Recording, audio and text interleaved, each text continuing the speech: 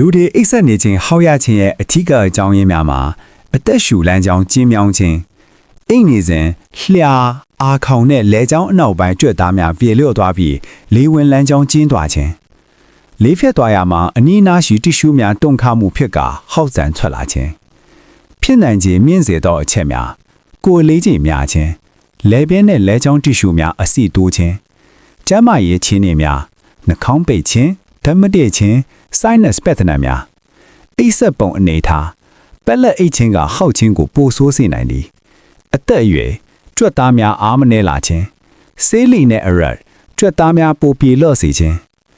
ဆက်ကျန်းမာရေးပြဿနာများဟောက်ခြင်းဟာအိပ်စက်နေစဉ်အသက်ရပ်သွားခြင်း sleep apnea ရဲ့လက္ခဏာတစ်ခုဖြစ်နိုင်ပါတယ်ဒီအခြေအနေမှာညော့ဘက်အိပ်ပျော်နေစဉ်အသက်ခဏရပ်သွားတပြီးနေ့ဘက်တွင်အိမ်ငိုက်ခြင်းပင်မနှွဲနေခြင်းသွေးတိုးနဲ့နှလုံးရောဂါဖြစ်နိုင်ခြင်းမြင့်တက်စေပါတယ်